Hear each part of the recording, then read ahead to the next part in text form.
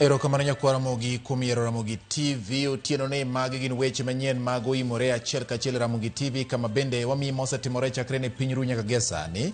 An ka ilo Trevor Ombija. Nyakwara Ramogi tielo mar ariyo mar weche manyien mag oimore wabedo kod twak mar buch jopiny, kama biro bedo kod Jared Oundo ma en achiel kuom jogo manoketo wang'gi e yiero ma adundo, kendo osebedo koketo wang'gi e yiero ma osebedo kitimo e pacho ka. Obro miyo ne to chal mar yiero ma adundo gin kaka joket wang' e yiero kata observers ne gineno ang'o. Tang'o gini munjo bed ni kokati loso motelo ne yiero maduong' ma 2027. Nyakwara Ramogi mana e twak mar buch jopiny otieno ma kawuono. Ka in kod penjo ibiro yudo thuolo mar timo mano mondo duoki kaluwore kod gik manonenore e yiero ma adundo ma nyocha ne otimore e pacho ka. Kopogore kod mano, wan kod mathoth ahinya Nyakwara Ramogi, kama oting'o okang' mokaw kod od bura mar Senate ewi wach temo thicho oko gavana mar kaunti ma Nyamira Amos Nyaribo, to kod mamoko mathoth. Kik idhi mabor, bed kod chakruok nyaka giko. Mokwongo wayud thuond weche. Abire thieth Bondo County Hospital. Ayudo ni thieth onge, migomo nitie. Ok wabiyie ni wati e areas ma our safety is not assured. Chenro mar thieth norochore e osiptal ma Bondo Sub-County Hospital bang' lakteche ng'anyo ka giseyo monj manyicha omonjgo jowetegi. Voters were seen photographing marked ballot papers, undermining the secrecy of the vote. Investigate reported incidences of intimidation and violence and ensure accountability. Riwruok maketo rameny ne yiero e pacho ka ilogo yango ni ng'ikruok ne obedo e yiero mokalo ma adundo manyaka IEBC kod jotim nonro omeny matut. At the end of the day, as a committee, we seek to ensure that this 10-point agenda is carried to its full implementation. Komiti majiwo keto e tim agenda mane ODM kod UDA oketi ogirimiti osingo ni winjruogego nyaka keti e tim kata bang' tho Raila Odinga.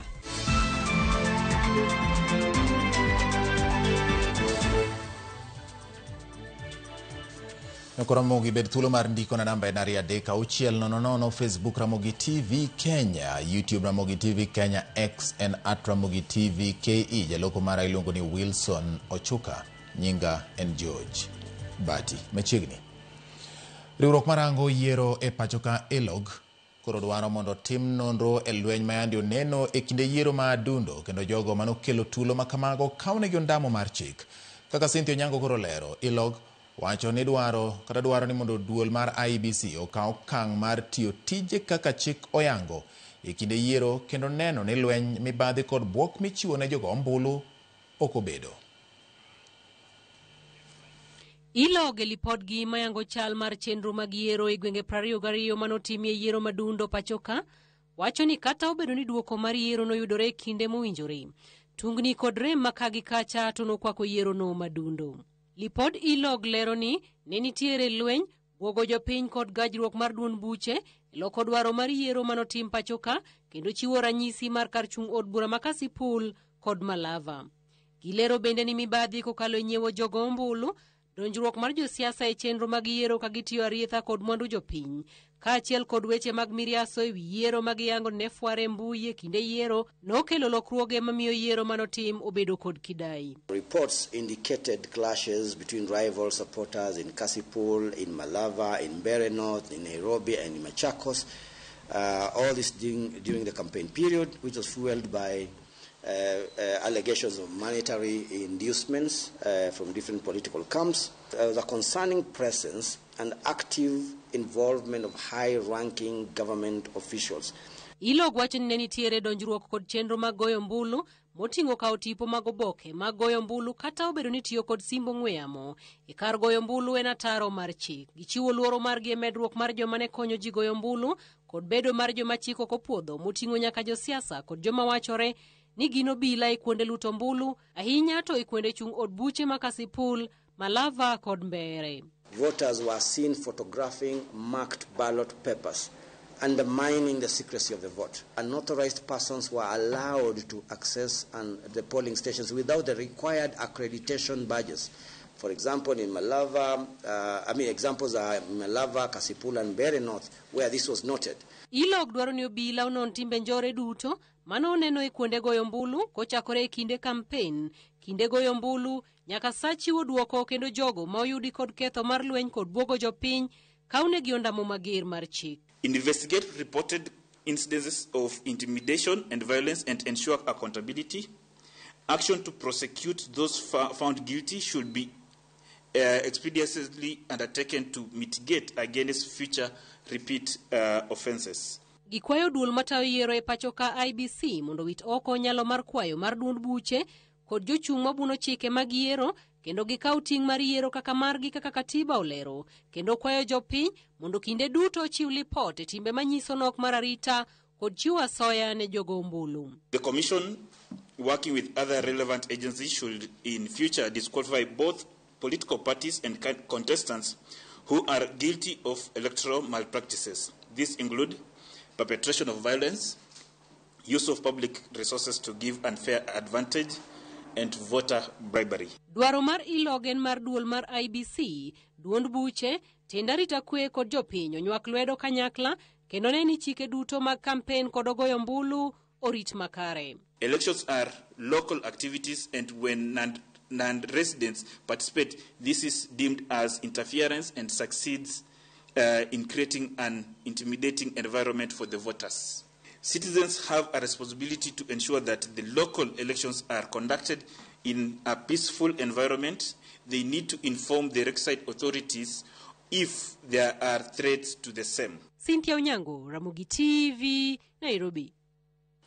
Kawasodo to ne ogai ma duond bura mar DCP Rigathi Gachagua okoni kweth maketo serikal tesre ongirore kendo onge ng'ama biro pogo geyo moramora. Rigathi okone gisefwenyo ni jatend piny William Ruto temo lombo jatend Wiper Kalonzo Musyoka mondo oriwe lwedo, kata kamano mano ok nyalre gi sani kaka imiyo waler kod Walter Nyambaga.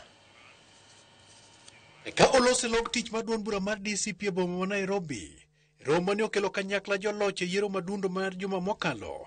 Jatend duond bura mar DCP Rigathi Gachagua okwedo weche mafuong'ore ni kweth ma keto serikal tesre sani obarore kendo ni kod okak maduong' kotende kod weche pogo kombe mag kuonde chung' ute bura e kinde Wiper Patriotic Party mar Kalonzo Musyoka kod mar Rigathi Gachagua mar DCP.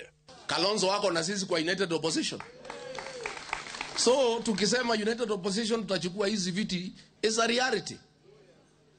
And those seats are for United Opposition. DCP is part of United Opposition. Itapata nafasi yake na ni nafasi kubwa. Kwa sababu pia tuko na wafuasi wengi katika Nairobi. Ninyi wale mnajipanga hapa Nairobi, wewe anza kuongea na Makuzo. Mimi naongea na Kalonzo ni Kuzo. Mimi naongea na Wamalwa na Malala ni Kuzo. Hata nyinyi mwaje kuongea na Makuzo huko chini. Rigathi okoni serikal temo mondo gipogre kendo gisani gisero Kalonzo Musyoka mondo Sir William Ruto serikande mar manywanda, kata kamano koni Kalonzo Musyoka chung kar tiende. It's so nonsense. They are trying to create a wedge within United Opposition. The correct position is, and I said, the United Positions will take 16 out of 17, and even that, the 17th one, if tukijipanga vizuri, we will take 17 out of 17. You know, people are trying to think that they can get Kalonzo away from the United Opposition. You are daydreamers. And Kalonzo himself has said, the spokesman for the cousin movement is Rigiji. So, if William Ruto wants to take Kalonzo, you come and talk to Rigiji. And William Ruto, because you call me a tribalist, the day you come to Amunyoro, you come with a translator. Gachagua koni duond buche mar DCP ongirore mokalo kendo biro medo yombo nyake komara tend piny 2027 kod kombe mamoko oko mar Mount Kenya kod Nairobi. I said that DCP is in talks with Wiper and other parties in the United Oppositions, and we have looked at the formula in Nairobi, regional composition, party loyalties, and past performances. And we have come to the conclusion that the United Opposition can take 16 out of 17 seats. DCP is a national party. Muliona tuliweza enda kule Western Region kwa ngombe ya ODM, tukachukua kiti yao.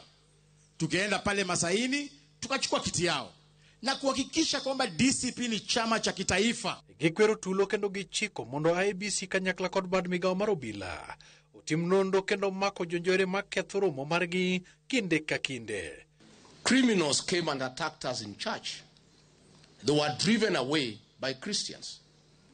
They came back, backed by police with guns and fought us.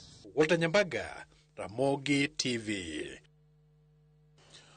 Komiti matayo chenro mar keto e tim weche 10 mane ochwoye kogno kod jatend piny William Ruto kaachiel kod mosenindo Raila Odinga osingo mar timo kare kendo keto e tim ogirimiti ma kamano ka jakom mar komiti no yango ni keto e tim winjruok ma kamano en achiel kuom chopo lek mag piny Kenya yore mag dongruok kod rapar mar mosenindo Raila Odinga. Efinya Kidi miwa mathoth. Tarik 7 dwe mar adek higani e kar bagoromo ma KICC bore Nairobi, jatend piny William Ruto kaachiel kod mosenindo Raila Odinga nochwoyo kogne ogirimiti mane oriedo agenda par madito kata 10-point agenda. Ogirimiti mabende negeto keto itim paro mag lipod NADCO. Kagiloso e kaunti ma Machakos, komiti mochung'ne keto itim winjruok makamano wacho ni kata obedo ni tho mar Raila nokelo buok ne komiti no kod piny Kenya mangima, singo margi en ni nyaka gikete timo okenge 10 kaka yor paro kendo dhi nyime gi chenro mar Raila nosechako. We are also looking at issues of debt, issues of corruption, issues of inclusivity, all these issues moving into detail to see whether the infrastructure that has been put into place has actually been able to implement, and we are coming to oversee where that process is. In other words, then we'll be able to come and advise and say, these are the missing gaps. Here is where we need to have coordination. At the end of the day, as a committee, we seek to ensure that this 10-point agenda is carried to its full implementation. Jakom mar komiti no Agnes Zani olero ni pod gimedo romo kod jokanyo e sectors mopogore opogore kendo bang'e gibiro cholo lipot margi e wi okang' ma gisegoyo. Bende omedo ni weche mag siasa ok bi chungo tij komiti no mani okenge 10 gin mago makonyo dongruok kod bero weche mag telo pachoka. The committee continues to actively oversee the implementation of the 10-point agenda by meeting stakeholders in socio-economic and political spheres with the aim of making the nation better for all. You might note that in each of the 10-point agenda, we're addressing critical issues that Kenyans have raised and harmonized. Another way of looking at the 10-point agenda is to look at it as the roadmap for development for our country. Motelo nema ogai mar ODM Oburu Oginga nyo wacho ni piny owacho nyaka koro chopi dwaro mag ogirimiti no kaka yor tieko chandruok mag oganda jo Kenya. Our party must be made strong, and I want you members of ODM to be proud. You should be proud, but we should work hard, because if we don't work hard and make our party strong, we are going to be taken for granted. And we don't want to be taken for granted, because we are a party with a vision.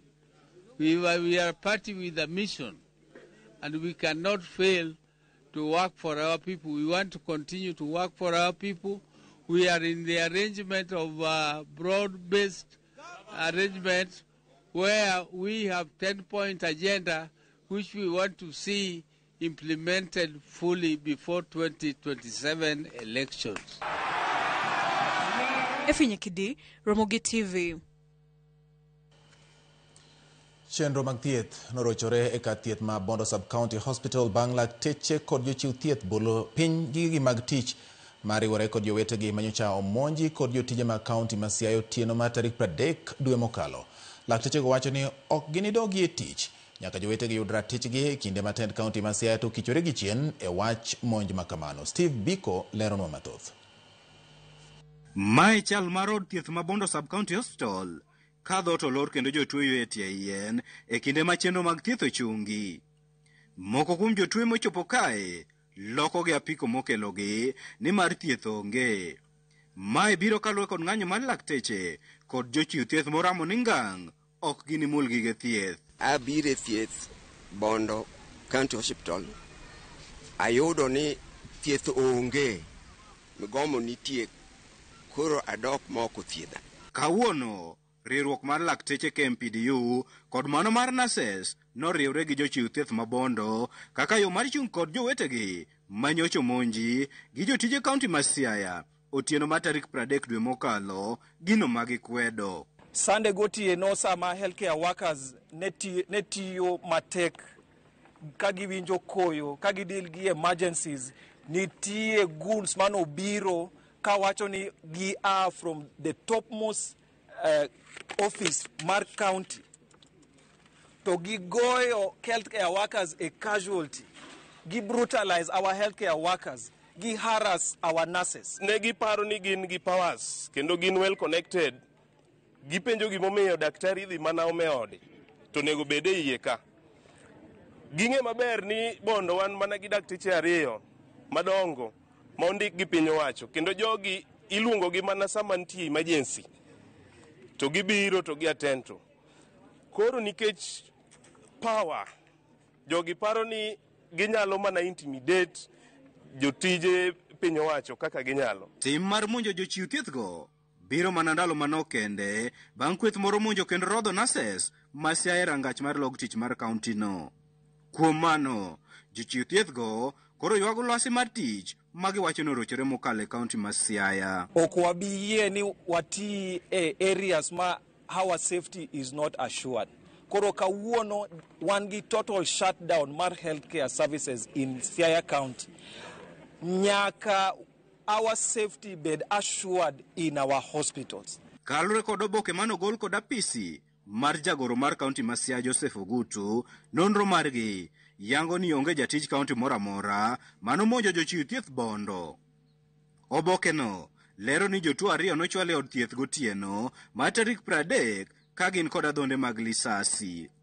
Achiel kuom gi nowito ngimane, kama achiel to noring godo nyaka e od thieth ma Siaya County Referral Hospital kama oyudie thieth. Omedo ni jopiny mane ni kod mirima mager kalure kod tho mar jatuo achiel no ema nokelo mutni e od thieth ma bondo to ok jotije mag kaunti ma Siaya. Kata kamano, jochiw thieth gi nokwedo tend kaunti ma Siaya kuom timo nonro ma wethweth kendo umo achije mitudo gi monj jowetegi e kar thiethno ka giramo ni nyaka jowetegi go yud ratichgi. County government nogolo barua ka wacho ni onge gima ne otimre ka, onge ng'at mane ogo. To wan wawegi wang'eyo kendo jowa manogo kendo gisendiko statement. Steve Biko, Ramogi TV, Siaya. Kowuok Siaya nyaka Ramogi wayudo ni jatend piny Kenya William Ruto ochopo boma ma Washington DC e piny mar Amerika kama odhi bedo janeno e chenro mar keto winjruok e kind piny DR Congo kod Rwanda. E limbe ma ogwele gi jatend piny Amerika Donald Trump, Ruto bende dhi bedo gi landruok kod keto koke winjruok gi pinyno ahinya to e chenro mag siro thieth. Winjruok e wach thieth en mano mageto jiwo tegno mag thieth ma nengogi ogonyore kata universal health coverage. Ruto bende dhi bedo gi landruok gi tend piny Amerika e wi weche mag ohala, keto mwandu to kod arita kwe.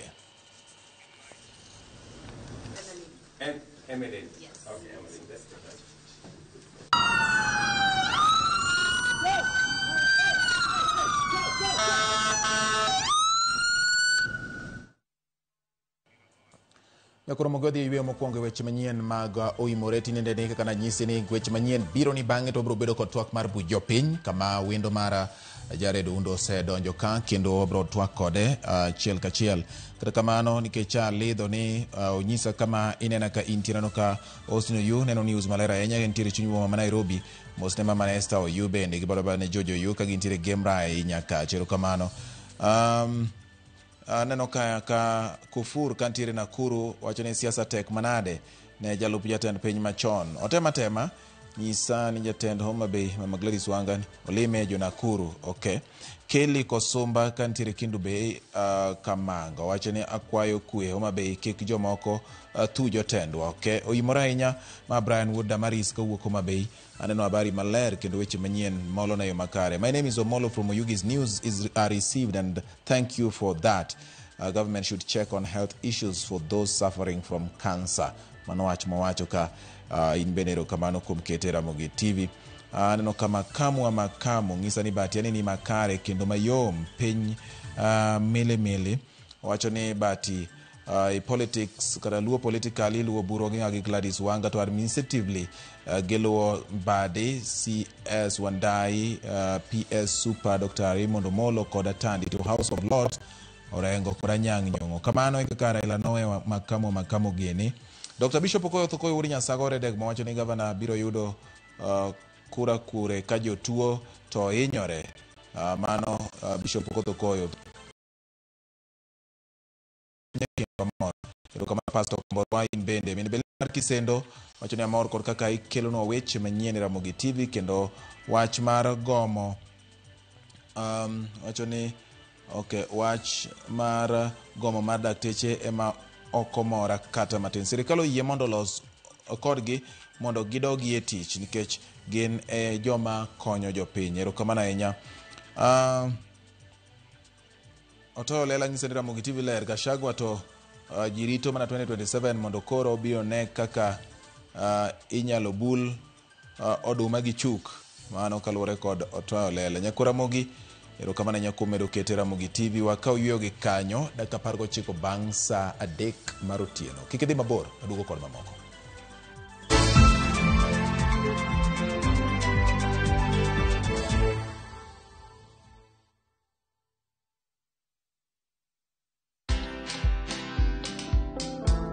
Hire the right people at home and pay them their dues. Don't pay minimum wage, pay living wage. There's a big difference. This idea of going home up country to get someone who doesn't even know how to flush a bathroom, a toilet, it is wrong. If your goal is to do that so you can pay them peanuts, for sure you will have more risks than you imagine. So that's the other thing. So hire someone at home or the people you need around you to build that ecosystem so that you do the signature things that only you can do. Watch this story and more. Download the Citizen Digital app or visit www.citizendigital.com and find the Citizen Originals portal. Kenya's #1 app, Citizen Digital.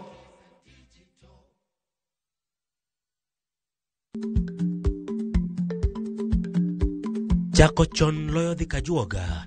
Ma tiende ni bedo gi ikruok momondo, geng'o masiche kod midhiero mang'eny mabiro e ngima dhano.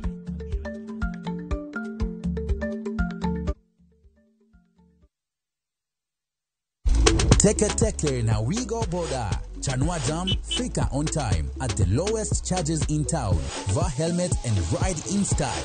Ni safi, ni safe, na ni easy kwa mfuko yako.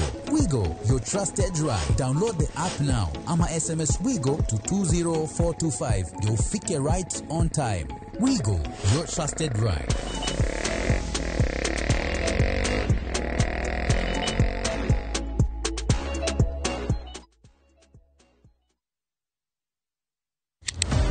Tich ang'wen ka tich ang'wen, wafwenyo teko mar pok mari. Ochalo like gima nasomo. To ok nasomo e polytechnic. Nena inajua kali tu. Kaka kura timeni. Pok opogore. Keto lere wi jogo mapile loko michgi, obedo ohala madhi maber kendo bedo yo mar yuto margi. Tigoni inspiration ayudo kuom jo Masai. Ineno. To ipuonja mondo an be no puonja mondo an be ang'e loso. Ochoko glass, machalo kaka takataka. To wachwakogi kasto waloso gik mopogore madhi e ute mopogore. Tich ang'wen ka tich ang'wen, saa 2:30 okinyi. Mana e Ramogi TV. Kik bai.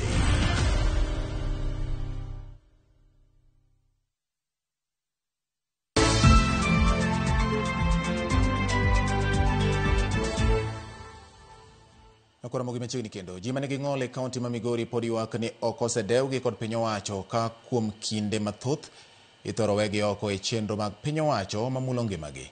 Giwuoyo e kinde nyasi mar dhialo odiechieng' mar ji mane kod ng'ol e piny mangima kaka imiyo ler kod jafwambo marwa ma Migori George Juma. Kod jowetegi e piny mangima e dhialo odiechieng'no mar jogo mong'ol e piny mangima. E kinde nyasi margi manobagi e lap mar skul primary mar Migori, jogo mong'ol ne wane piny owacho ok osebiro kadewogi e weche mag somo, nweng'o kod mamoko. lokruoge moko winja ni lokruok moko bet ka wan ok oketwa kitimonwa gimoro to kiketowa kare itimo ng'ane itimo gino ne ng'a ane mine ane wuone ane youth to malemavu poka winjo atol poka winjo kiwacho ni ane malemavu aside joma ong'ol gi kawo tele ko jakom mar David Omuga wach ni piny owacho ok osebiro ka koro nywando pachgi e chenro mag dongruok mopogore opogore ma bende koro mulo ngimagi. Kigero ot, kigero ofis, osiptal, wae gimiketo ni keto steps we ot obed thuolo ma ng'ato nyalo donjo. Kaka sirikal an awuotho gi wuochegi machal kamagi. Migori County ka onge workshop manyalo lose wuoche nani.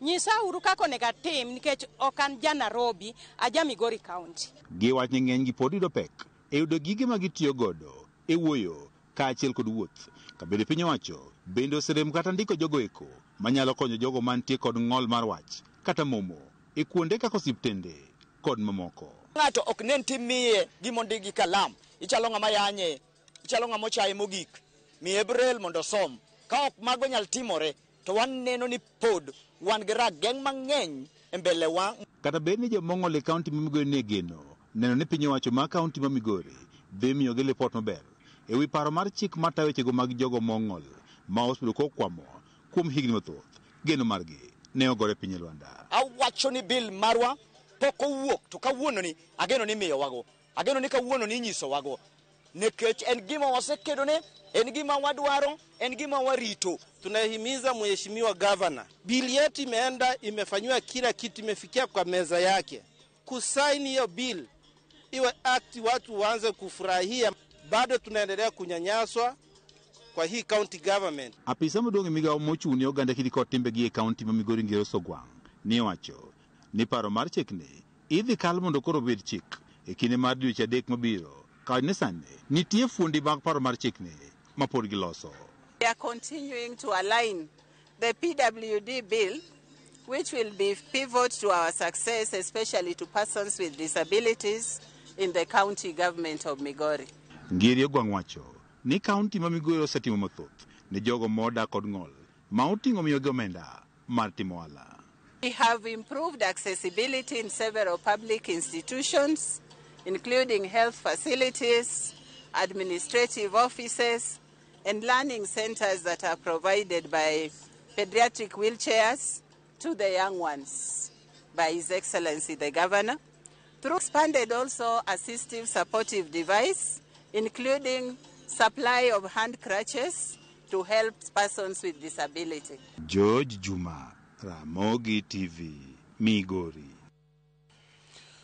Migawo mochung'ne mwandu manie bwo lowo osidho ayanga ikruok mar chako chenro mar kunyo mula mar amula e kaunti ma Siaya kod Mwibona mayudore e kaunti ma Vihiga dwe mar 6 mar higa manyien ka geno nitie ni obiro chuogo thuolo mag tije kendo kelo konyruok ne jodak ma kuondego kod Kenya mangima. Jagoro mongirore e migawo no Harry Kimtai wacho ni piny owacho mamalo kod mag counties dhi tiyo kanyakla neno ni oganda ma odar e miechgi ne ikruok mag chenrono obiro yudo chudo mag kabende ibiro nywandgi e chenro duto mabiro dhi mbele e gwengego. Bende chenro mag rito alwora ibiro mi maino kaka yor kedo kod chandruok mabiro nikech kunyo mula ka komiti moyiedhi bende osechuogi mabiro bedo gi ting' mar rango tije madhi nyime e alworago. The public is. We're going to go as per the guidelines set by the government, and we have valuation currently which is still going on the social economic side. So household, we are expecting about 1,000 households within the footprint, and as we speak now we have got about mining consent about 75%. The workshop today, our entry workshop today, was basically to bring the two counties through the county commissioners and the county government, where the two levels of government have agreed to support the investor and also to ensure that the public, those who are affected by the mining project, are adequately compensated in accordance with the laws of our country.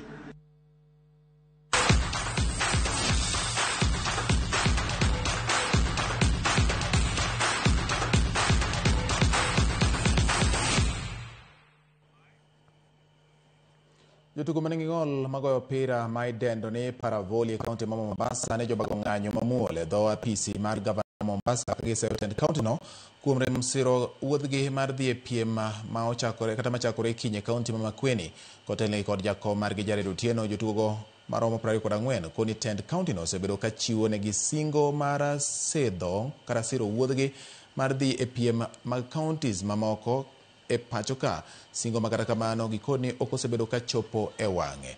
Gikoni piem madhi timore e kaunti ma Makueni en mano madhi chuogo jotugo madhi e piny mar China higa manyien, kendo odhi kelo kanyakla jowetegi mawuok e counties mopogore opogore e pacho ka.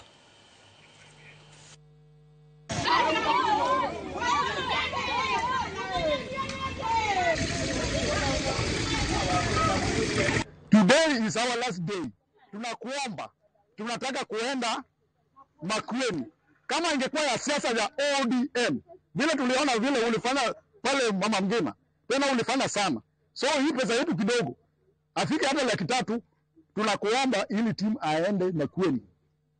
Kwa nini? Kwa tournament. Kwa sababu hii tournament ni muhimu, ni ya selection ya national team ya kuenda China next year. Sasa mimi tunataka kujua President wetu William Ruto autoange pesa kwa magavana wetu wa Mombasa, unatoa tu pesa kwa gavana wengine wa kaunti zingine, ama kunakuwa aje? Sisi walemavu wa Mombasa hatupati pesa zetu, za sport. Hata sasa hii president unajua kwamba tunaenda pale Makueni kucheza, ambaye gavana wa Makueni anajua kwamba ana tournament pale Makueni. Tunataka tujue pesa yetu inaenda wapi. Hiyo tu ndio maswali yangu. Uongozi wa Abdul Ahmed ndio kiongozi wetu. Hakuna kitu wanga na tusapoti nao sisi walemavu. Hata ukiangalia jezi zetu zenye wanga tunavaa ni venye hatujakuja nazo bado hazijafika.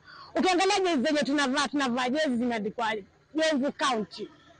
Ni badi ndio umeatunulia jezi, mipira, neti. Gavana wetu wa Mombasa hatushughulikii sisi.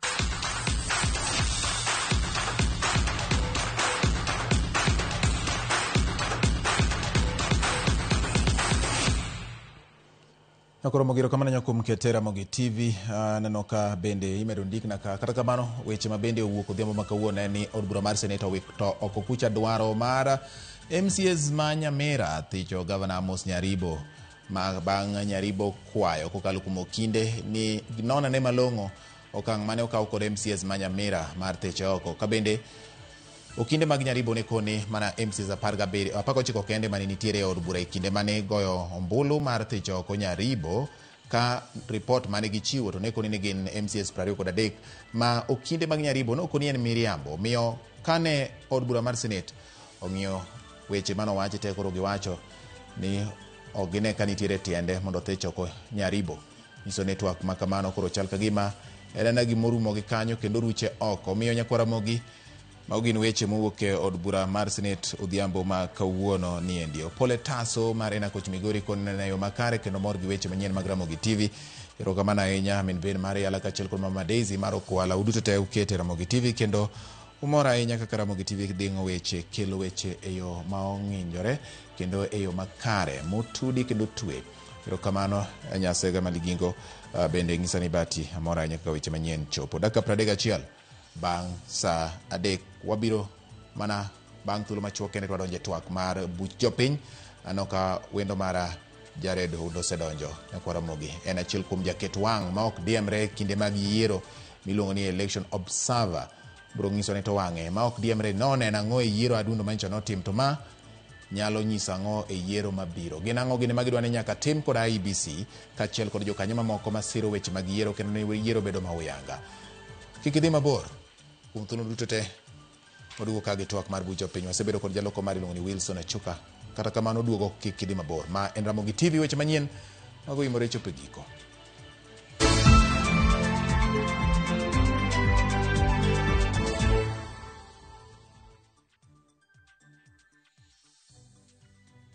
This festive season, gather your loved ones where time slows down, in the heart of the Masai Mara, because the best gifts aren't wrapped, they are found in laughter, golden sunsets, and the quiet joy of being together. From just 72,600 Kenya shillings per person sharing, enjoy 2 unforgettable nights in the world-famous Mara, where adventure meets peace and every moment becomes a memory. Make this December one you'll never forget with View Travel, creating moments that matter and memories that last.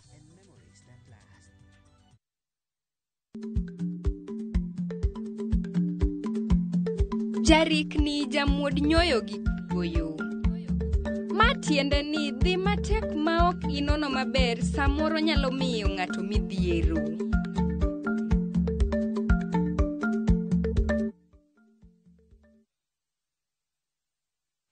Are you a Kenya government civil servant na uko na emergency? Usijibox kwa noma. Borrowing on MyMobi has never been easier. Simply register, apply, approve, and get your cash in minutes. Dial *531# and get up to 20,000 shillings to sort your emergency and pay from your next payslip. No paperwork, no drama. Ni wewe tu na simu yako. With MyMobi, now you're in control.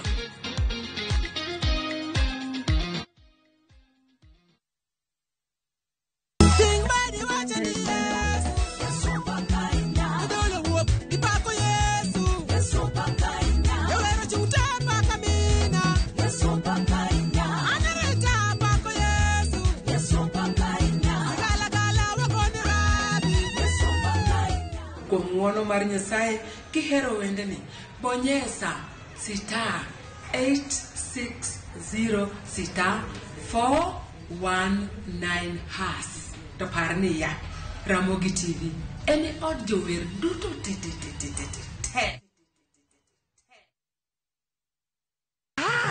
Lo, who is there? E gweng'ni, wach landore mapiyo moloyo ote mar pesa. Kendo nyiero en chenro mar oganda.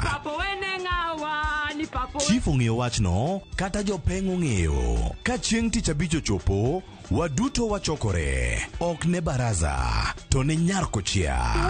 Nyakochia, go. Nyakochia, toxin. En chenro ma gik moko duto ng'aw malo mokalo tong'. Chakre sigendni, weche miwacho. Pato akanyi leo chunya, nonyuoli kure. Riwreuru gi oganda duto, kendo weuru wanyier ka gima ok ochuno ni ng'ato chul puotheno. Kokija richo, ting' badi malo, Jehova Nyasaye golo nyaka moponde ndalo. Nyarkochia, tich abich, 1:45 otieno, mana e Ramogi TV.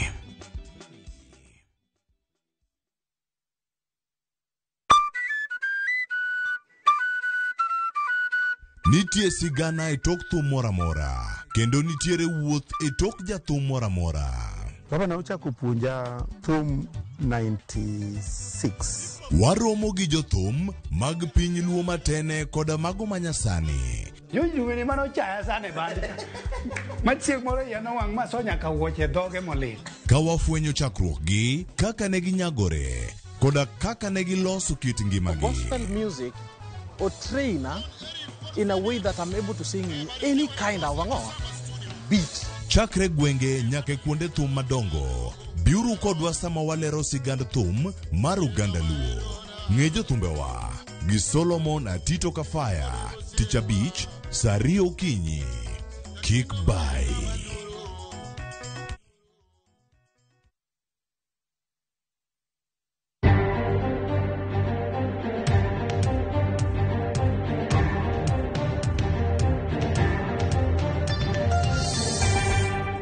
Erokamano nyakwara mogi kuom yiero Ramogi TV. Koro wadonje twak mar buch jopiny. An ka ilo Trevor Ombija nyakwara mogi. An kod jaket wang' ma ok diemre weche mag yiero. Osedonje studio ka wadane wang'iyane kode to wamenyo yiero ma osetimore pacho ka. To bende wanyalo ng'iyo nyaka ma bende ni oko mar Kenya. To ginang'o gini ma hinya samoro nyalo wuok ma winjo bed ni kendo jolos matim yiero ma en duol mochung' ne weche mag yiero kod kiew e pacho ka IEBC. Winjo bed ni kete maino ka koro oganda orieyo yiero mag 2027. Inyalo paro ni kinde motelo nitiere kaka moko kuom josiasa nosebedo ka koni ging'iyo to gineno ka yiero ma 2027 ok nyal bedo ma huyanga. To bende yiero manotim ma adundone, moko kuom josiasa koni gidhi e doho mar mako bura ka giwacho ni nitiere kaka nyo omendruok kode moko kuom kuonde chung' od bura ma pacho ka. Ekoro mogi joneno to noneno ang'o? Riportgi ka gindiko dhi nyiso weche mage.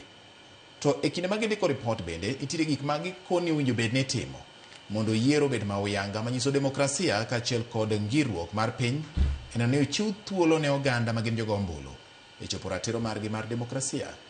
Machiegni e twak ma en buch jopiny e Ramogi TV.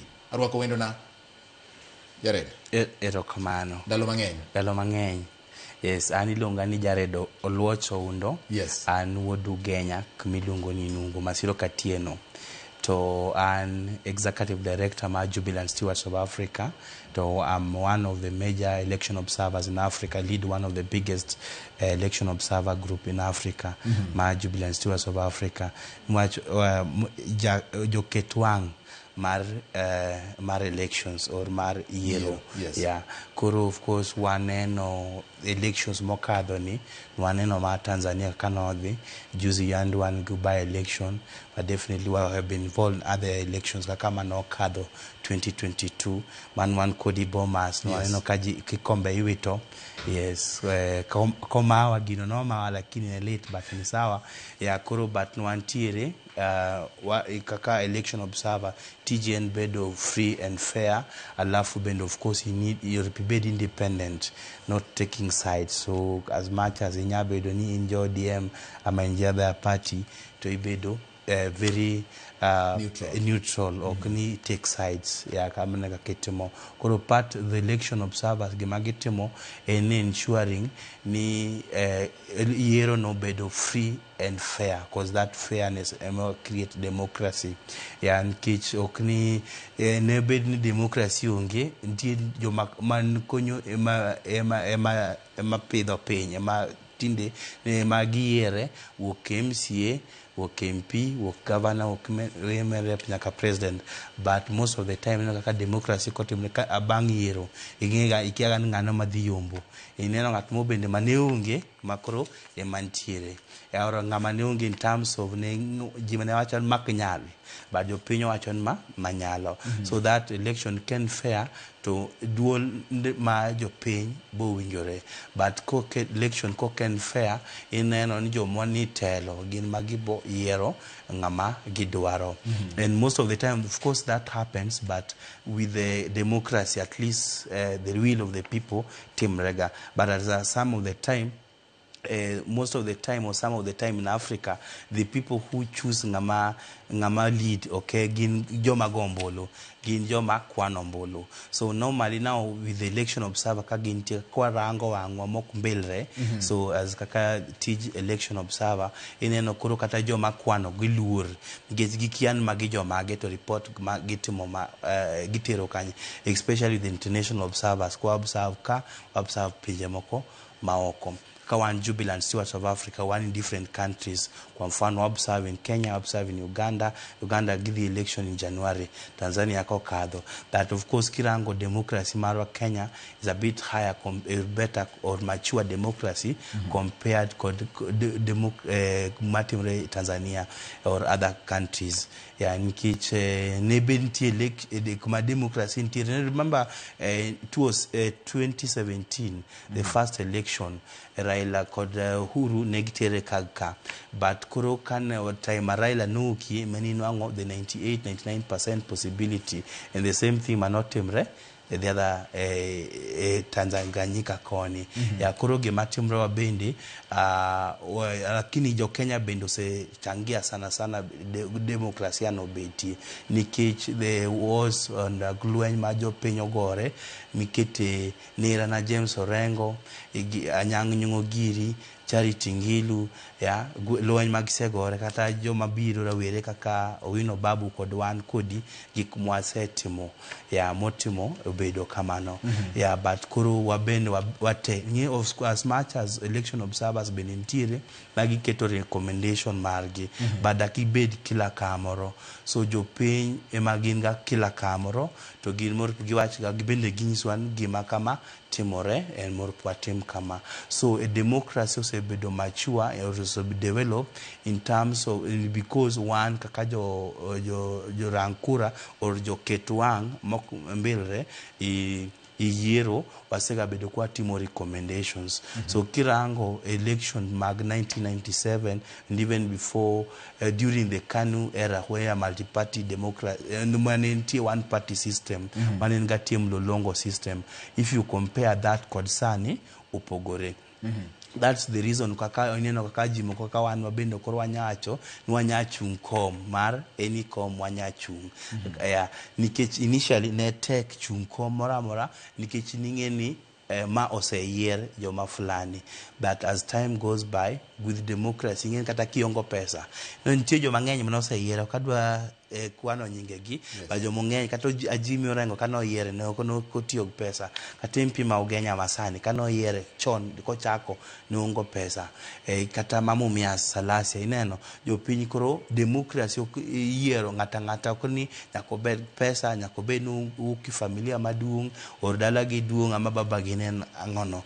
So that's the part gimo watimo to ensure that mano alafu recommendation mwaketo mio serikali bende lango alafu bende Umoja wa Mataifa bende rango to recommend ngino lofu precious man gatiere ne bed ni the world or the other countries kaka ni Kenya in just free or they are independent magin unge international interference or something like gin what we'll call island. So gimatimre inyabedo ni gi amua gi something, that is it. But normally there's normally international pressure that is normally put because of what international observers neno or observers neno. So kaka kaka sani some of the recommendation we have now again kaka the election masani is digitized, so mano gema observer na wacho not forbid kama but kane unge wan kaka observers watimo kamano neno pod wan gumulolongo system mangat man line maduong ema kadho en bin sech moko nyabedo mulolongo system to line machiek chati wacho ni in yema mamari in me kadho nikech in ngere igmoi or ngere ngat fulani. But with now it has been different, wase bedo secret ballot belineno ki compare sani the ballots masani mag IBC kod manen ma ECK mag Samuel Kivitu manira tinkande is totally different. So transparent the election, so that shows the transparency of the election. Yeah, so ngato yiero gimadwara alafu the secrecy of the ballot ngato dhi kamo en kende mo mungiu ngamo yiero kuni koro utango nji gima oyiero. And then with also observers the recommendation was bedo kwa recommend has also created a lot of peace in this particular country. If there are no such recommendation, jidigonyo pod gore after election, iparo gimanotim 207. By the time, even 205 after the yes and no campaign, my referendum, then 207, ODM, these sides, and PNU on that other end. Maji kaka molo kuchandeji ne gore malich na kuruji ne negre, Naivasha ne rach, ne lich, Mombasa ute ne wang, Kisumu nek donjere. But with the recommendation of Masega Bedoga, manotim negiash guy, even that has also helped the primaries mark election. Iparondalo mag men in black. So the recommendation maneno sega beti mago maga joketuang mokumbalre osebedo kaloso election, and then it has been peaceful, have been the democracy and election peaceful jikugore jikutho, and then maendeleo bende deti kara kakenena kama nyando timre kaspool juzi by elections mose kad ama yiro machuok or matindo ki hero gudhulu makoro ma Ugenya ngendo lumaro nyopogre mari ma South Nyanza. So gimatimre eni osebedo waseneno kaka election entie jo mukadek makado kone wan guboid were to kuchande no wan jal chande otete. So ngat ne dakingen ngano ne dakinyal paro ni boid nyenda yombo ngacha ngan pesa ngat madu man ge experience neno of course by party no kaka bende no work gi nungen democracy ntiere no jiamini. That's also my inspiration young men kaka wan wabendo woko walar kombe wangeni with the democracy and fairness ngata nyayombo kujalisha ni iwuk baba urom nadi iwuk kidala mane ini chiek ama ibur en gima jopiny dwaro koro intiji the other laws jopiny maber, don't threaten them, and again there's free and fair elections in this country, and we'll always ensure that we better our best every single day. Okay. Erokamana nyajare londo.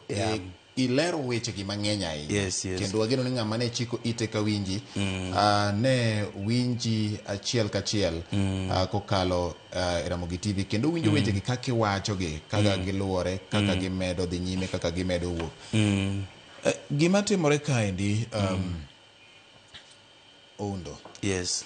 Ji penjo ne tich mar observers e keto yiero bedo mayom, bedo ma onge kod lweny, bedo ma ji oyiego, bedo ma demokrasia mane wacho cha. Nikech unu biro okang'e ni weche mag observation kata keto wang' ma ok mbalre e chenro mar yiero chakore karang'o, timore chieng' migoyo kura, koso chako gini e kinde molande ni nitiere yiero, to chako ng'iyo ni IBC timang'o, to jochung' ma dwaro kombegi timang'o, to samoro kata joma ochung' ne chiwo arita timang'o, nikech yiero ken mana odiochieng' yiero kende. Yiero chakre mabor matin. Election observation kata keto wang' ma ok balre e yiero chakore karang'o, to gin ang'o gine motimo mar neno ni yiero obedo free, fair and credible. Korango yiero chakre ga mapema, so that's why kineno badge mara ondik ni long term observer. Ukichak the day of election. So election involves preparedness mar election kaka uikre, kaka jibo campaign, jibo loso jo piny, kaka joma referee mar election ntie, kaka for this case in Kenya wan ga IBC, kaka jo bende serikal, vyombo vya usalama, kaka piny owacho kaka gitimo gikgi, kaka obila gir kaka gi handle jo piny, bende kaka even in election gi stakeholders mang'eny, wantie jo piny, wantie sponsors, wan kaka party, even the party primaries bende warango kaka otimre. Bende court bende nitiere kaka gi manage. Is the court fair? Nitiere corruption kuchande ama in joma they are free out of corruption kaka girango. Kaka IBC bende even the time magi now declare the 90 days of the campaign, but election doesn't start from there. That's why even now the ones that were accredited this year now with the new formation mar commission mar IBC currently in full mantie gi chairman, go commissioners, go secretariat, give me job observers authority gi credit gi mondo gi the rank ombol mondo gi rank yiero. Koro is that preparedness kendo gigolo recommendation, and that's why nyaka gibed report observers wagolo report, the report ma jo piny bende rango ng'en ma notimre. Ng'en every election kila ng'ato wacho ni ma otimre kama, mo otimre kama, but koro wan gima koro the observers orango, they don't take sides. Ng'en during election kaka agents gibo wacho story malu record kod everyone will tell stories according kaka gidwa mondo obedni kigoro auchiel, kikete kama en auchiel, kikete kama en ochiko, koro lure. But koro observers girango ken auchiel en auchiel, ken ochiko en ochiko. Koro chako kama mapema. So there's that long term, and there's the observers me accreditation few days to the election. Koro local is as much as international observer, they have their say. Ngato neno rangi mamsungu wacho manga Maria kabisa, but normally wanjura tinge mwadaka waneno wachako observe, and this is out of passion. Oktimega nikechi ngato dhichuli pesa fulani, but normally some of course observers they are paid. Of course also the team election observers kiongo resources nyaki work from one station to the other.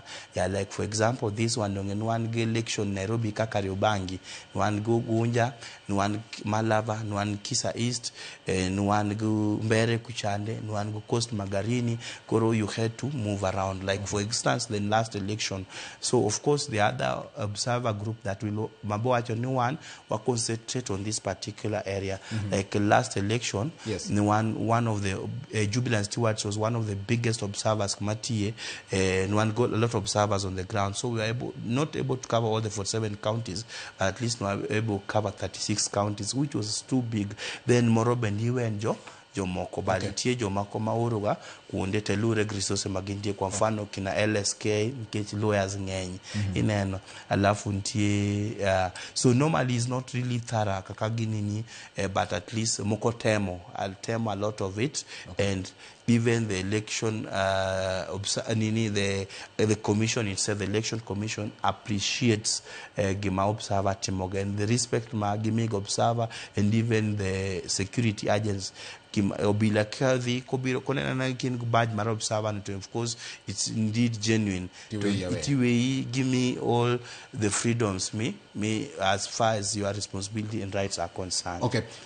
Jared, king'iyo yiero ma adundo mano tim tarik 27 mar dwe mokalo nitiere ywak kaka na wacho motelo nitiere kweth ma keto sirikal tesre kata miluongo ni opposition moko kuom gikone winjo bed ni gidhi e doho gidhi gi mak bura ka giwacho ni yiero nyok otimore yo makare. Un kaka jo ket wang'gi jo neno kaka yiero nyotimore inyalo wacho ni yiero nyotimore yo machalo nade? So depends kakirange. So on the ballot day, as far as IBC is concerned, gineno yiero notimre in free and fair way. However, there was a lot of bribery. Ineno kaka Malaba kuchande. Do ineno ka serikal miyo ji blanket, mattress kod pesa.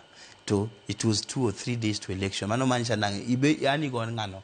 Akidhi neno dayo madala kuchado ni gimi ga dai joma dayo ya to ama joma mine gibo wacho an ngamo miaskar magon kura. And you see like an independent person kuro kaka in miyongo serikal.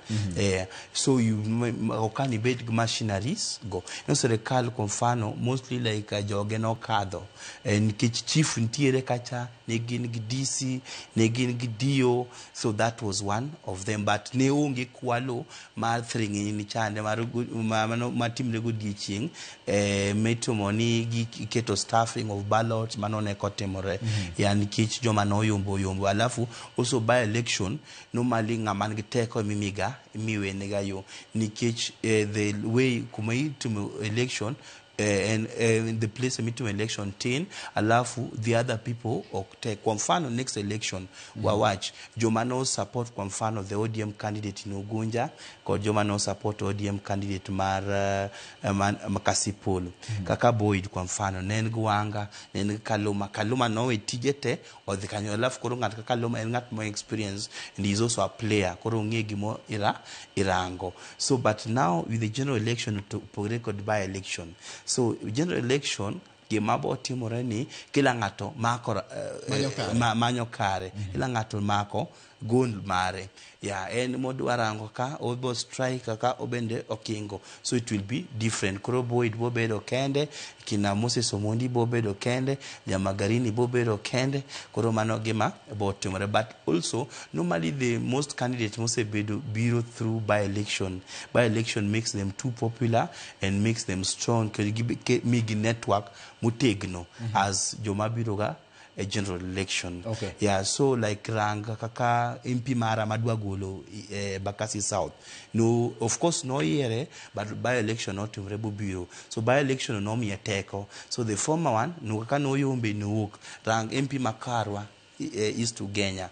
Rather Ugenya. No bende no bill. Of course no yombo, but there is also another by election man no yombo ngamanentire Chris Karan. So since then no sebe dokoro mie tekoni no mi time or campaign concentration ya bobedo matek and many others that has come through. Look at Moses Kuria no bureau through by election. Such kind of people has been strong. Even Raila Odinga no year first time through no year through by election the time no resign bureau so manomiga jiteko. So by election yero ma chokni opogre general election. Yeah, so general election you cannot predict. You actually democracy is like a stray dog kioro guk the duar iore mondo the omanyi mwanda onya biroga puoyo ama ida amubi gogwang. Yeah, so anything is possible. Okay. Yeah. Ango mane udi ane IBC otimo maber mane nyalo wacho kaka ngat ma ja ketwange yiero. Yeah. Ni mano otimore maber kendo wapako kata bed ni samoro ne thuolo machuok banka ne gidonjo office. To kata ngomo samoro ne gitimo ma ok ber ahinya. Manyaka gidhi gi los ka koro ji dhi mbele. Mawacho ni mako pono chako nuore kama to nyiso ni okwadhi bedo gi yiero ma uyanga kata ma iluongo ni credible. Yes. So one of the things magane gitimo at least they were a bit prepared. Negi like kumfano initially kana chako now bedo active kana turn 18 with the first time I voted in 2013 yeah ne watiyo gugas before then entie nyangele even 2017, 2022 ne gas, but this time round negin electric solar. From the basic things manegitiogo, negitiog solar lamps, yeah, manegi keto koto, but they are also rechargeable, such kind of things. But also the other thing, negin bit prepared in case, of course, the by-election you might not be able, but at least gives you me indicator gikmoko more report temre. So gimano temre this by-election, negi bedo prepared because the places were very few, and then of course they had a very good budget. It's a good government also with a broad-based government. Negi tiyo kanyakla, so they also try to do things. But come IBC ofeli give a budget momegi civic education. So that civic education was not properly conducted. Alafu kata even the resources manomegi kwa mfano kani the most station inwango gimoka pesa nekuti kaka not pobid kaka nyo reflector jackets inwango ngatorwa ko reflector jacket machon ma 2017 moroma ink no oe moroma oyoyo no chamo ineno gikmoko kamago koro pesa mano kit no the kanye. So such kind of things, and then also it needs to improve on training. Kero gikakaji gikaoji alafu jomagi matio from the clerk, from the queuing clerk, the DPO, that is the deputy presiding officer, the polling clerks, the PO, the presiding officer, even the sets magengo, even right now kaka mfano registration matimono, that's what counts. So right now IBC also is not doing a lot in terms of educating voters or wananchi nuachango mondo gikao ombolo. So most of us gin manatire gi operate office, and then they also don't stick to their hours 8 to 5. But also some of those officers or IBC should go an extra mile. Nikech ki ni tiyoka donge sani podin ka ridonjo 8 to 5 ki work 5 ka ki the office mara IBC ka giseloro, especially ngamatio muhindi kwa mfano wanjo mukuru kwa Ruben wanjo pipeline mara daima kuare kuma Embakasi South kaza kumwuki kuru mano industrial area mindi kanweni ini wogi teach ama ibi late nikechi idhi kaombolo ibo goi fine ama ibo futi teach to nginga madua risk ngenwango ticho kuyot. So now IBC could also start nikechi like weekends, holidays jikidhiga teach koro gibende or kirigiti atia banking hours. So begin or pigidhi extra mile. And then also kaka jenzigi kikiano wachango gikaombol. So we're expected the numbers will really go high, and the people will do a lot of genzis that you realize Gen Z, they are not even interested, they are not bothered. Nikech, they don't know why. They should take ogikao mbolu.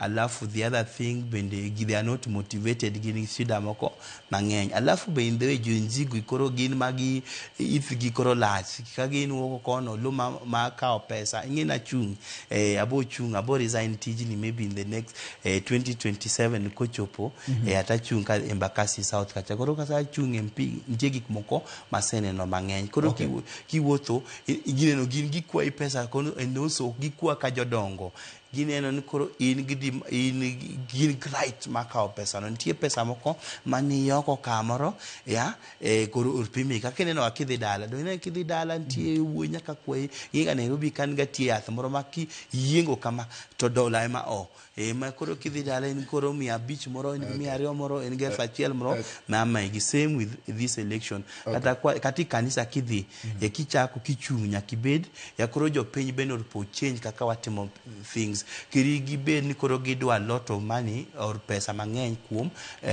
jo siasa. Koro ka gikao pesa no jo siasa kosechopo gima gibod wacho ni koro pesa mana tiyo go million 50 chande ama 80 chande nyaka duoko mondi akachak tiyo nigi tich.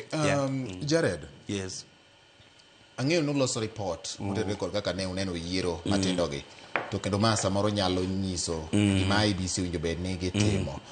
Achiel kuom weche miwacho en ni IBC bedo kod thuolo matin ahinya mar puonjo jopiny miluongo ni civic education, puonjo jopiny mondo ng'e kaka chike mag yiero gin.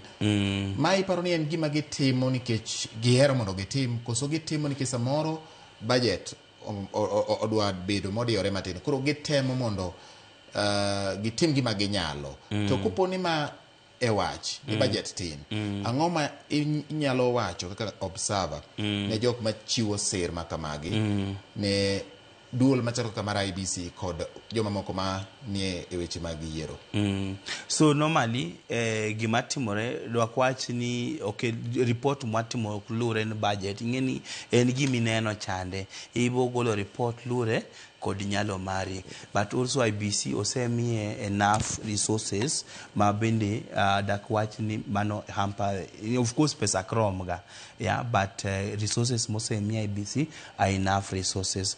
Bende report bende migolo gibe gimo report margi observers ama jo ketuang mokumbalre orpo bende ogol nini margi report margi mondo wane ang manotimore. Of course IBC bot wacho ni kila gimo timore maber nwatimo kama dagingisi mistakes manegi timo couple of them, but koro wan mwani wang jopiny wangiso jopiny kaka nokotimre kama ballot papers nodonjo ka late gini notimre kama ya so nentie lweny kwa mfano of course IBC be notemo kwa mfano kasipur kacha fine manegi miaroko kod Boyd no konyo ahinya ya but koro ginyatimo more than that koro na bed gin gimanegi timo next time kotimre paro gimanotimre 2013 Siaya kan wan go duol wan go rengo wan grasanga go buru koro gima notimore of course oburu no ringo odhi Senate no ringo no ngise no wog koro adu rather rengo no don ki Senate wadong go buru rasanga kod oduol koro no golo duol no gol oburu boki mi rasanga mani number adik nikech ji ariyo ginegore koro in future also walos sheria marwa mondo chike magwa mondo in future koro kwan issues kamago IBC urpomie teko maginya disqualify candidates koro ne disqualify maybe teko gionge go sana giongo gin go lakini now they cannot do it kwa mfano that and gin go paper but now kai gitio kode koro ground one giluori ng'en IBC joma tiyo IBC go gin joma manokaw buket kanyo most of them walungo gini flower girls donge iseneno gazette katimo un jo ok just gazette un jo media usewacho ni no gidhi kanyo nikech gin godfathers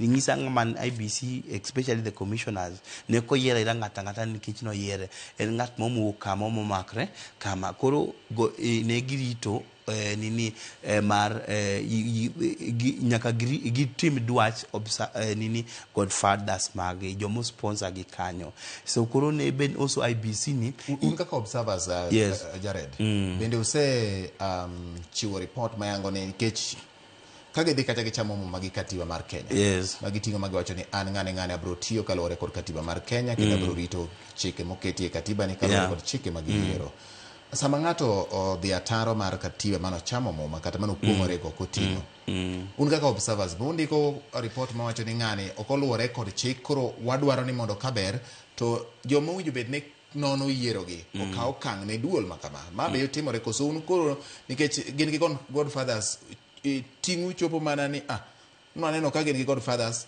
gitimo kalure kod wach godfathers koro wegi kanyo onge recommendation manyiso no watimo ga recommendation but koro teko wadak chop kaka timre neno I wish IBC no notime kaka otim police donge wan national police service to wan IPOA ma oversight police koro IBC ngama oversight IBC en ngano manu ungi koro no bed commission or independent body ma oversight IBC and then also a change kaka IBC yiero kuro jatugo ema yiero referee nitire gimoro ma bende onenore kendo iwacho ni odhi ataro mar chik un kaka joma nene ng'ato dhi ombulu iluongo ni secret ne wacho ka ni en secret ballot nyiso ni idhi ombulu kacha ki tikawo otas mar goyo kura cha tiketo ng'at midwaro ichwane tik kata iketo alama madwarore tinyumo e sanduk moket kacha tiwuok idhi ne waneno ka ji goyo picha otese manyiso kaka gigo ombulu to ma en sama pod ombulu dhi nyime to gigi ni mtandao kaka observers gi technology masani recommendations kata ang'o gini ma unu wuon undiko ni mondo tim mondo geng' gik machalo kamagi manyalo samoro nyalo chalo ni ng'ato pod campaign ne ng'ate kose go ombulu kunyiso joma moko kako go ombulu. Koro wang'isi ok en ginyiso ga jomoko gima timorega maybe nwachango gigoga picha igoga picha ineno nitie kaka akia king'eyo wach election gigine kang'eyo chon kane pok achung. Koro gima timore ji ng'ato golo ajoge kuom kamoro kwa mfano kidwa chunga ka chunge mbaka south kiro kidwa yombo idhi koru Migori ama koro Ugenya tikao ji tikelo gi kanyo tichulo gi ineno. Koro chieng' goyo ombulu bende orpugi confirm ne confirm ne ng'amo chung ne gi gone. Of course maybe not indirectly maybe joge agents mage joma akilisha i confirm nwagoni kacha koro pesa manudung cha chulwa kwa mfano irupibed nongisa okuna setemo ngina yesa chungi mbunge maremba ka south but in observer sani an observer koro irupibed nongisa na winjo kata that other time be na penjo jo piny ni joma wuga ka kwa mfano ni spelling stations ma Nairobi ka kidhi a day before election gimosa auchiel mutieno tibo nwango jomurwa ko gambut to girwa luma mared to kanyo mano Nairobi makany mago jomoko Murang'a jomoko Thika jomoko kuonde moko kama giwuka Kajiado kucha mochul gi pesa biro kanyo goyo. Koro nitie pesa manomigi kapo gichopo koro they also have to confirm ni teacher watieko emomiyo gigoga. But anyway mano en marataro mar chik nikech kidhi polling station gima okuongo mondi kachande ochor sim to ket ni X ochor kamera to ket ni X okori yeni goyo kamera picha unless you are accredited media personnel. Kata one observers ne kwatig most of the time of course manoge monde koro itimo kako orepo otimari in observer iketo wangi you observe iketo wangi to indiko report.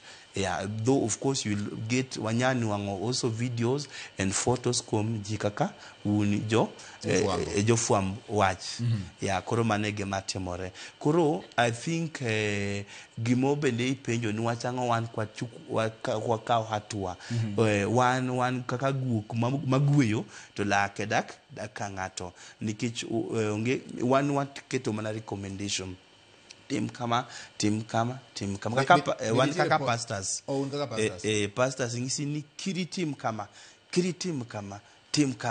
lakini kano sindi timoricho. Okay.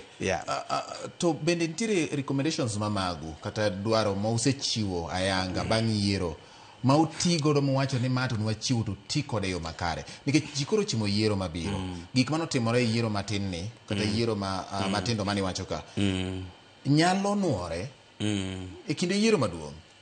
Un sama kuro loso report maru dhi ting'o ang'o gini madongo mano neno ma wacho ni IBC nyaka we timo magi jopiny nyaka we timo magi mondo gitim macha gi machielo cha eka yiero mbele ma ji dhieni obed ma uyenga kata king'yo moko mosekalo chien ka watimo.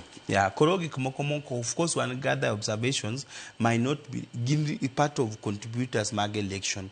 Part of it gimagi timrega ni IBC jomation IBC kata kod jo obila marito ga yierogo gibet ga kanyo ka giul sana to support mimi ga bende tin. Kwa mfano kidhi polling station inwango observers observers wanga sawa nikech wanga organized that ibo nwango agents moko jomagi chungi owegi kech lakini bone no party moko kelo they are very organized kelo nigi chiemo. Same with IBC now. Mano be chuchu yiero. Sorry? Mano nyalo rocho duoko. Yes.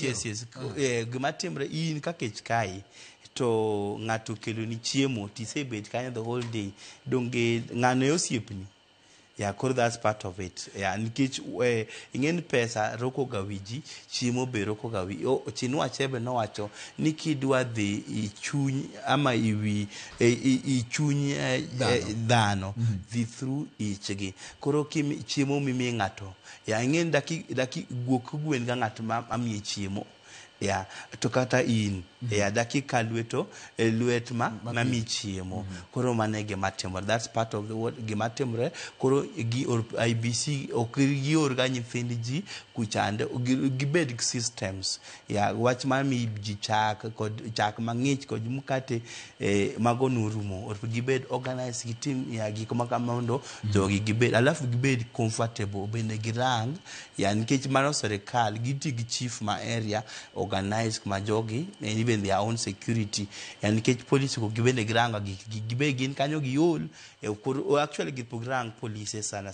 obila ya kata nane kwanza fan nani lienda ila bondo gimano nitie police mo mano pudu koro pi manango tamia nikech no bet kanyo go all the time ongi ngamo mi chiemo ineno koro police go pombi wendo warangega nikech they work overtime especially kantie event koro ya ginya koro morono antie kwa mfano kari bangi bila mono ngisa ni eno ukwaraka koro biro kanyo to nyegi biro kanyo juzi poginindo to pogichiemo ya koro gin kendgi magirango koro onge ngama rango gi ya orpobed to gin magikonyo kuma duong nikech koro ka ng'ato biro boringo ballot papers no ka police indeko yes oul kabisa what happens ineno koro kwarangi kabisa japiny to winjo benete mango kaka observers kata joma keto wangie yiero jopiny ting mar gin mane ya jopiny orpolu chik moket nikech bende kaka kananeno one of the things gin kanyo gidwa ruchore gidwa kelo fujo ineno so jopiny bende orpotim gimokelo gi kanyo ineno koro nikech yiero ni en ma jopiny but ka gin moko gilu chik ket mondo bedo very hard koro gi respect jo gimi luor jo IBC gimi luor the observers mantie agents mantie bende gimi respect jo candidates makata mok gi support kod ma gi support mano bende dikara alafu jopiny ka gibiro kanyo ochak ka okura joma ongo kura bende rach ka in idak Nairobi ka to Mbuchi ni Ugenya ama Mbuchi ni Suba kuchande ama Garissa koro orpi ama iwacho na nabogo Mombasa but chieng yiero no iongo time oribo bedo kiongo pesa madhi Mombasa koro pilok iket kuma chiegni kodi koro gibed gombolu kruach no yiero ni okodhi maber to wan wen chieng kurano wanindo yot ama wamadho changa kamoro jomoko bende jopiny chiengo kurano inwango ni giongo ID koro sani orpegi protect ID margi kabisa to bende kirigi us ID margi ng'en ki uso ID mari iuso rights magi ti uso happy neno kaka story mar Esau kod Isaac kod Jacob ya nyithind Esau Jacob nyithind Isaac ne gitimango Esau no uso bahati mare no he said I have given you my birthright koro ki uso Mbuchi bendi bedo birthright elfade kama elfachel biro mino da konyi forever ya but ki yero MP maber ki yero mbunge maber ki yero MC maber ki yero governor maber ma president maber to bende obotiyo ni kaka dware but kani yiere through corruption o kanoti nikech in min gope enongo gopi yeah erokamano ahinya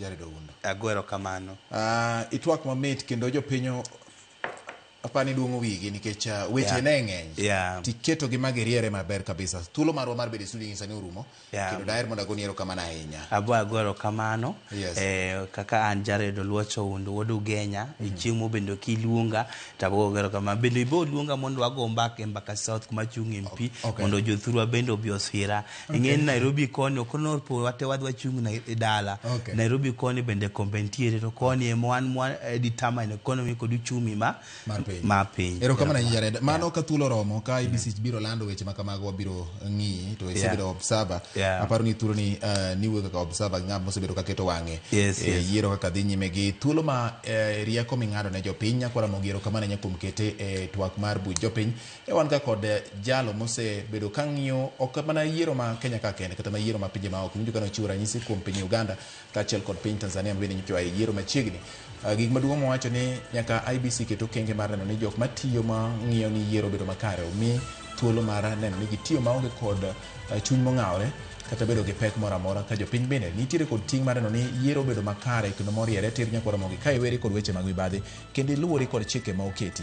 Kaka jogo ma gin joneno gin gima gitimo ni gindiko ni magi ma gima notimore kaber to inyalo lokgi kata inyalo losgi mondo gibed maber moloyo mano. Erokamano ahinya ne director mar Alex Obado kaachiel kod bende kanyendo Marion Nyakwar Ramogi Kiru kanyo neno ka Liz bende obedo kachande kaachiel kod Rosie gi Kev iye ka bende wan kod George Nyakwar Ramogi kaachiel kod Ben gi jaloko mara Wilson Ochuka. Nyinga en George Bati. Ilotre Bombija oriti masani akwayo ni hayo maber mag siku kwa kinde makoro dwe manyien mara 12 koro odiochieng' mar adek en kawuono. Nyinga en George Bati mana kaka otino koro romo oriti masani.